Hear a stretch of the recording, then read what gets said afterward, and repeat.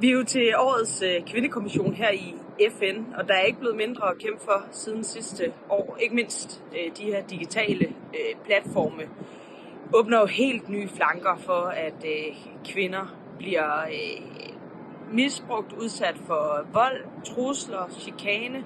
Alt det, der jo kan ødelægge mennesker.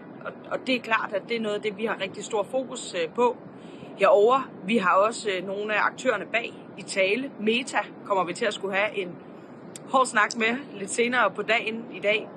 Så vigtige dagsordner.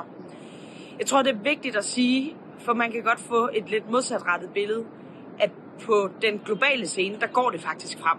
Det går faktisk frem med meget små skridt, men der sker fremskridt for hvert eneste år, vi kommer. Der er lande, der har givet nye rettigheder til kvinder. Der er også nogen, der går nogle voldsomme skridt tilbage, og dem har vi fokus på, og det konfronterer vi dem med.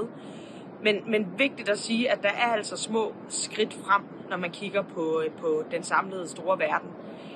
Og det skyldes jo ikke mindst, at FN presser den her agenda, at landene skal rapportere, og ikke mindst inspirere hinanden. For det er jo også det, som sådan en generalforsamling her, eller en kvindekommission handler om.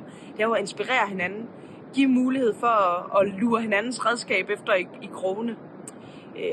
Jeg har haft mange spændende debatter, blandt andet en om, hvordan man sikrer, at flere kvinder kommer ud på arbejdsmarkedet, og jo deraf også får økonomisk selvstændighed, som vi godt ved, at det, der gør, at man kan bryde med et forhold, hvis man er i et forhold, hvor der er seksuel vold eller fysisk vold, økonomisk vold, så giver det altså friheden. Der har vi meget at byde ind med fra dansk side.